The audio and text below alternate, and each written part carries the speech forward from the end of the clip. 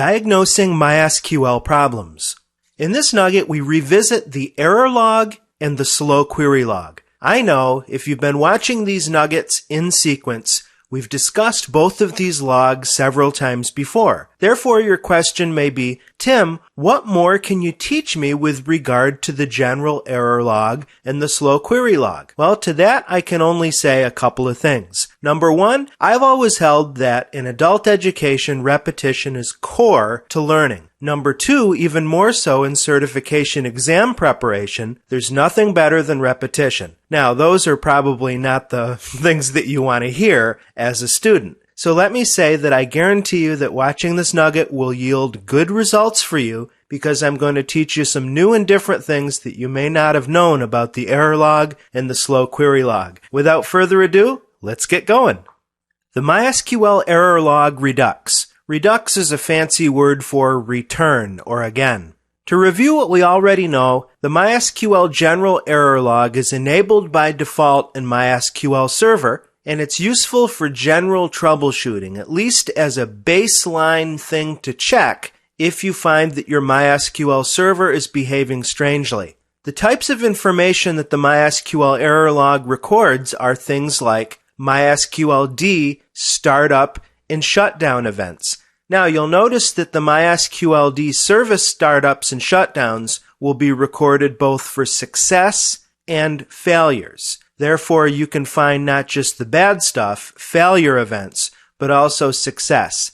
And the reason I state that is that you'll find that your error log will oftentimes contain a lot of noise. And then it's your challenge as a MySQL DBA to sort through the noise and get to the warnings or errors.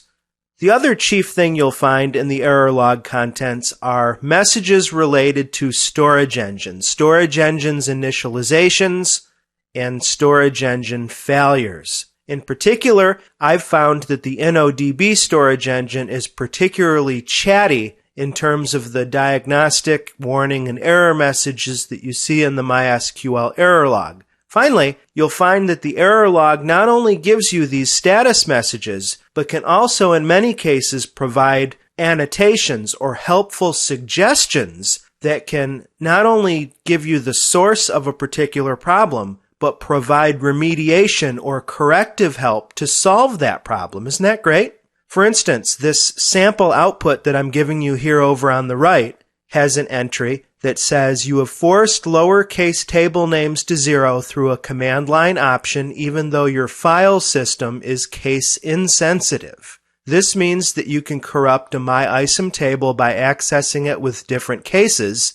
You should consider changing lowercase table names to 1 or 2. This is interesting. So basically what this is saying is the error log has identified a system variable that's set in a non-optimal way, and it's warning us that we could have a storage engine specific corruption problem, which obviously by cascade can result in lost data. So please don't underestimate the power of the MySQL error log for sure. Now ordinarily, I've found in my experience as a MySQL DBA that dollars to donuts, most of the time, you wind up with features that are fully implemented on Nix platforms and not so much on Windows. However, out of the box, the error log actually winds up getting written a little bit more robustly on Windows implementations. And what I mean by that is simply this.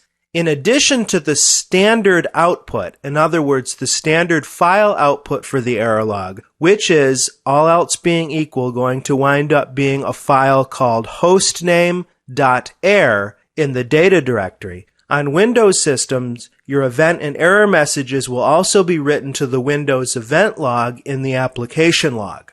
Unfortunately, though, you cannot disable writing information to the Windows event log. At least it's not formally supported.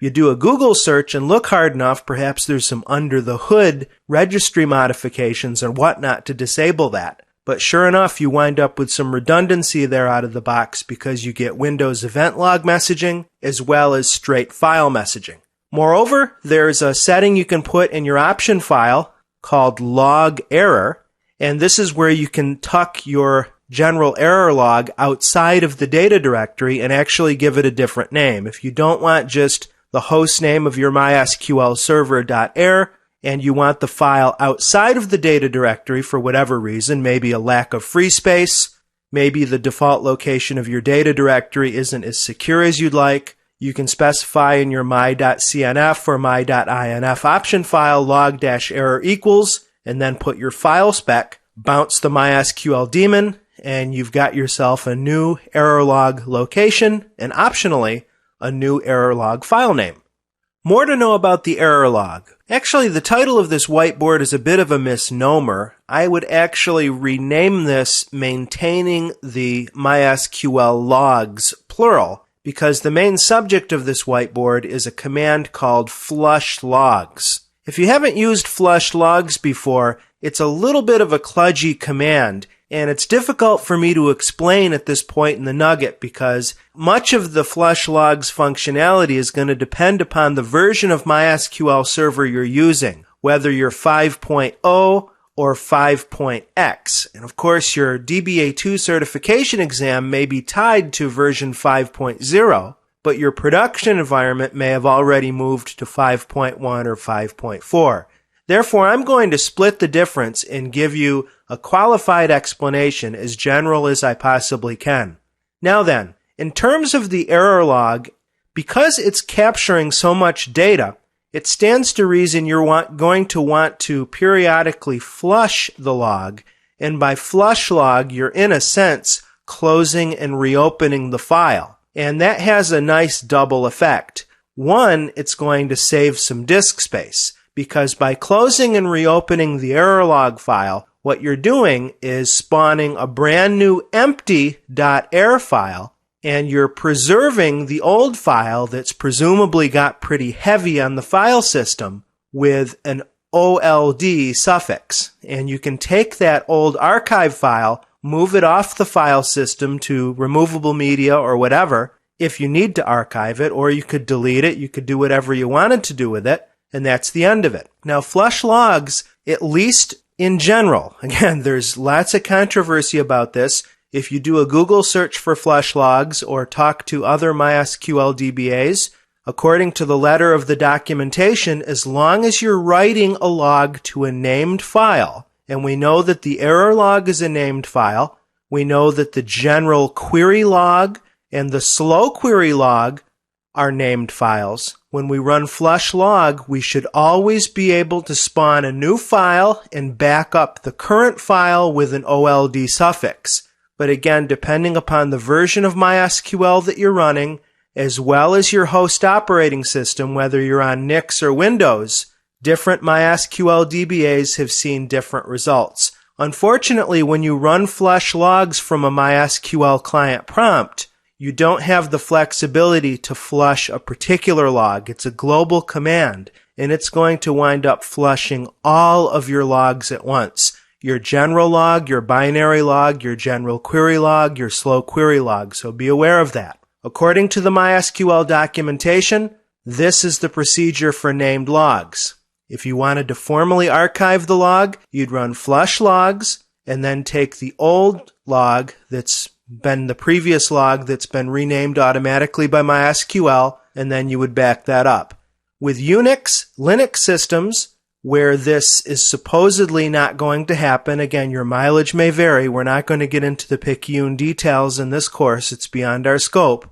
If your system, for whatever reason, is affected by this, and the flush logs command is not going to automatically spawn a new file and maintain the old file, what you would do is rename the old file using the mv command and give it the OLD extension, run flush logs. That would generate the new file, and then you would back up the old file and you'd be done. So it's not quite so automated and slick. Take-home message to sum up the previous 5 minutes or so. Flush logs is a maintenance command that's used to purge all of the existing log data, not just for the error log, but all of your logs. And as long as those files are named, it should preserve the original files, give them an OLD suffix, and spawn a brand new empty instance of that named file. Second part of this nugget deals with the slow query log.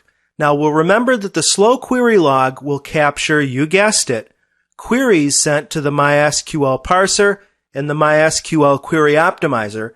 However, not all queries, but only queries that meet the threshold defined by the long query time system variable.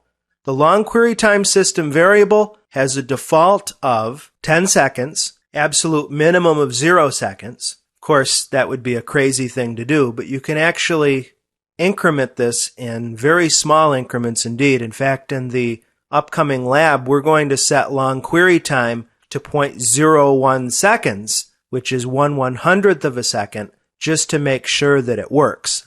Of course, the reason why we would enable the slow query log is to capture queries that we designate as slow running. You'll recall from our earlier discussion that we enable the slow query log by setting either a runtime option or in the MySQL option file, depending upon your version of MySQL. If you're MySQL 5.1, you would use slow query log. If you were MySQL 5.0 or earlier, you'd use log slow queries. On my system, on our upcoming demo, we're using 5.1, so we're going to use slow query log.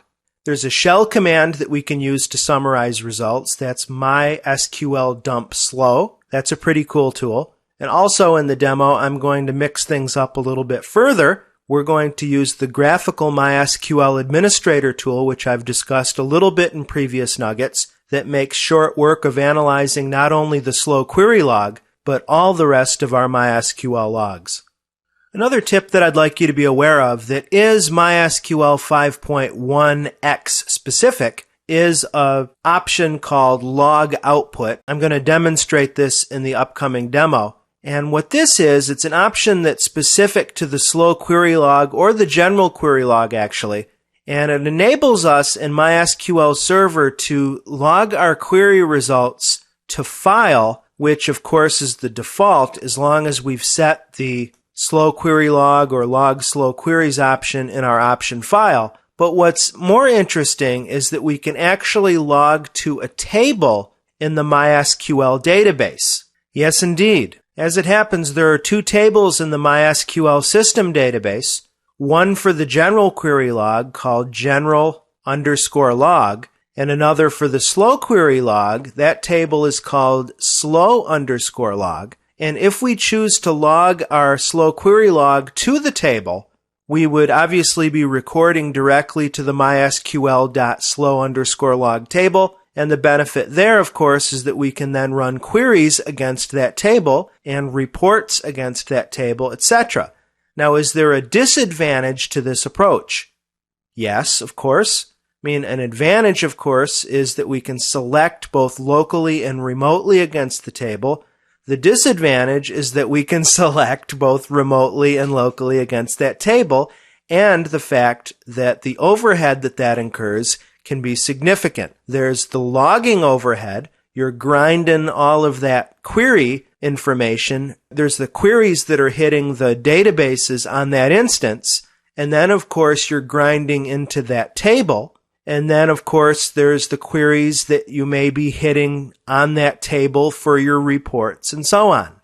Keep that in mind. So again, with anything, when it comes to performance tuning and troubleshooting, you're only going to want to enable this stuff on what's called an ad hoc basis anyway. An ad hoc being a Latin phrase that means for this purpose. It's not something that you would have enabled 24/7. You would just have it enabled for a designated period of time under which you're doing your audit or your performance tuning. Let's have our fun. It's time for our demo here, and what we're going to do is examine the general error log, both the graphical client as well as the command line client, and same thing for the slow query log, the shell tool and the explorer tools. Let's set this off. In this demonstration, we're going to work with the general log and the slow query log. We're on WinNugget 1, our Windows Server 2008 box, running MySQL 5.1. First thing we'll want to do is enable the slow query log. To do that, we'll open up our basedir, our MySQL 5.1 installation directory, and I'll pop open my my.ini option file. We'll scroll on down to the server section, the MySQL D part in particular. I'll open up a couple of blank lines and we'll add the appropriate directives. you'll remember that slow query log in MySQL 5.1 is enabled with the directive slow_query_log. It's a binary type option with 0 is off, 1 is on. With slow query log, if we want to override the default value of 10 minutes, we'll need to add long query time. And I'm going to set mine really, really low. And this is just to ensure that just about any query we run to the server will be recorded in the slow query log. I'm also going to add that directive I mentioned to you, log output, and I'm going to put in table and file to ensure that we're recording our slow query log entries both to our text file in the data directory as well as to the slow log table in the MySQL database. I want to be sure to show you that. Looks like we're good. Let's save our changes, close the option file. We'll open up an elevated command prompt by right-clicking the icon and selecting Run as Administrator. We need to bounce the service. In Windows, we can do this easily enough by running net stop MySQL and then net start MySQL. We'll now log in to MySQL as root. And let's just run a few commands here. Let's use the world database. We'll show tables. I'll select splat from city limit 5. And then we'll just run a fairly complex query that I know will take at least a few hundredths of a second to run. So this query grabs name, country code, and district from the city table, where the country code is between A and M, population is between 100,000 and a million, and we're ordering by name descending. And that took 0.04 seconds, so I know that that's going to show up in our slow query log. Just to prove that they exist, and by they I mean the MySQL.slowlog and MySQL.generallog tables, why don't I run show create table MySQL.slow_log, just so we can take a quick gander at the columns in that particular table. So we see that the slow log table in the MySQL database has columns like start time, user host, query time, rows sent, rows examined, DB, last insert ID, server ID, and then SQL text. So we see right off the bat, in particular, SQL text is going to be an important column for us. Why don't we select against that right now? We'll select star from MySQL.slow_log, and why don't we filter where DB equals world? And actually, why don't I throw in a \G to make that a little bit easier to understand? We get 5 rows back. Of course, the one that we're interested in looks like row 3. Let's just concentrate on that one for now. It's telling us that the user who issued the query is root at localhost. Of course, that's me. The rows that were sent, 1967. The rows examined, 6047. The SQL text was, and sure enough, that was the query that we sent.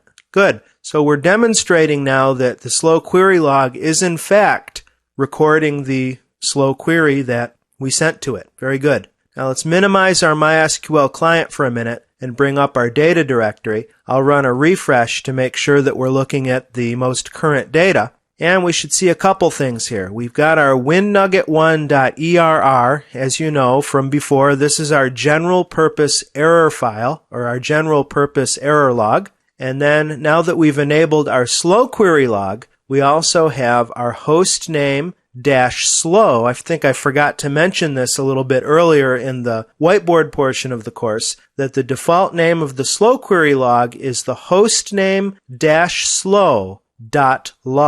And I'm sure I told you this, that both of these files are just plain text files that you can jam open with your text editor in Simple Text or TextMate, whatever you're using in Mac OS, Pico or VI or Emacs in Linux, or Notepad or WordPad in Windows, whatever the case may be. So there's the error log, and then if I open the slow query log, we have this. And of course, this is really difficult to parse if you're opening up the slow query log in a standard text editor. Look at that. Everything is just jammed all together.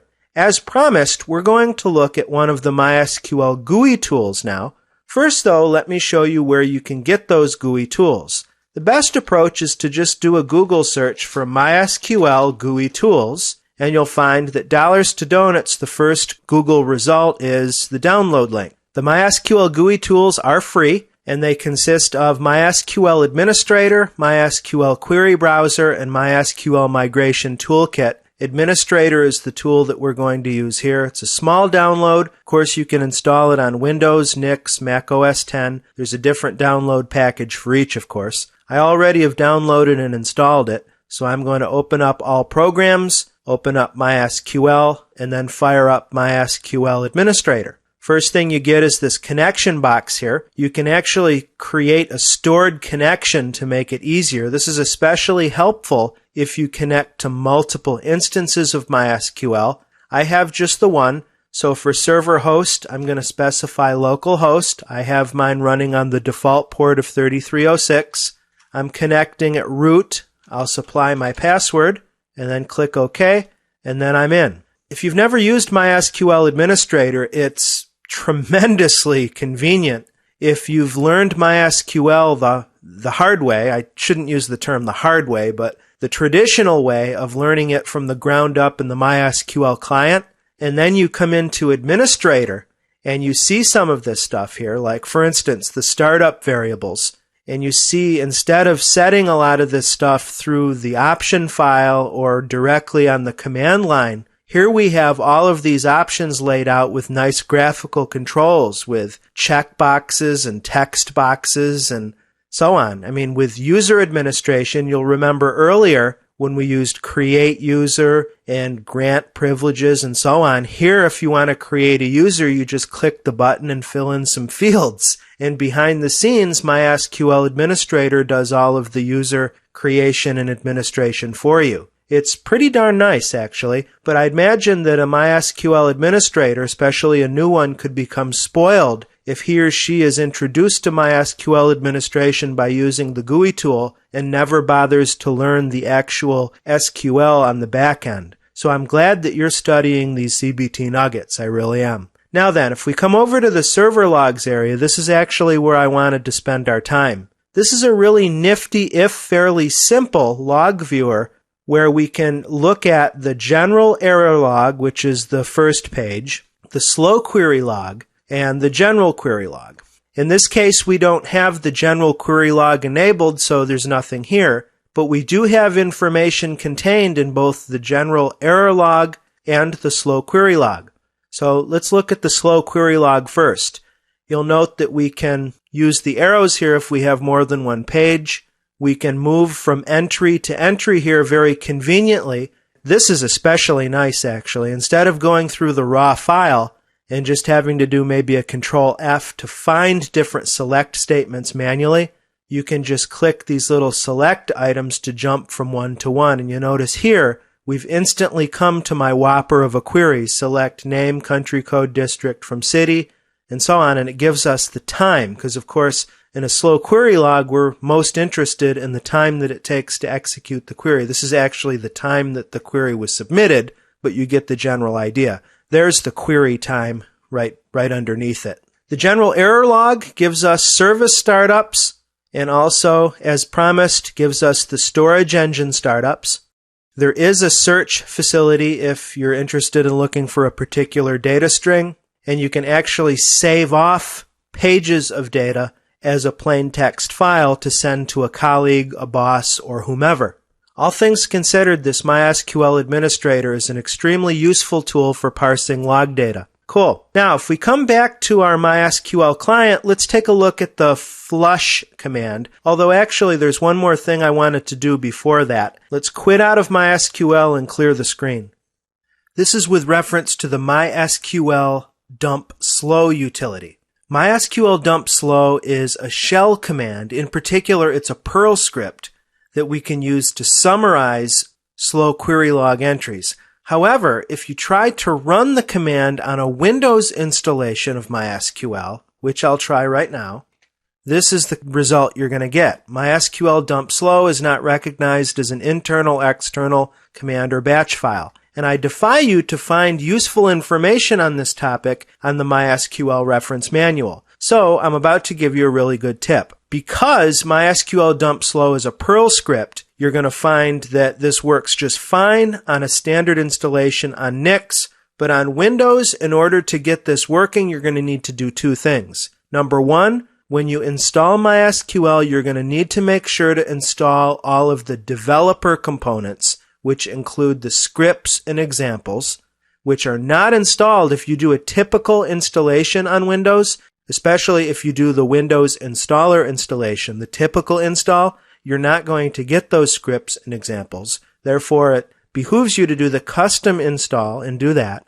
Second, you'll need to install Perl on your Windows server, which is not all that typical on Windows servers. Just wanted to give you the heads up on that. Now, to finish this demonstration, let's log back into MySQL and run flush logs. You'll notice that it just happens, query OK, 0 rows affected. And now let's come back to our data directory, refresh the view, and see what happens. You notice that our winnugget1.error log is now completely empty. We've spawned a new file. We have winnugget1.err-old. This was our original file. Contains all of our data.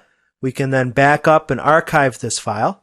Our slow.log file has not been backed up. Just like I told you earlier in the nugget, in the whiteboard portion of the course, your mileage may vary. There are different bug issues recorded on MySQL depending upon the version of MySQL you're running, the operating system you're running. Flush logs has variable results to be sure. The way it's supposed to run is that the slow query log should be spawned and the old one backed up with the old extension. You know how it's supposed to work. That's all you need, quite frankly, for the certification exam. Just like any open source project, you need to be aware of some of these inconsistencies, and awareness is the first step to overcoming them. Diagnosing MySQL Problems Review.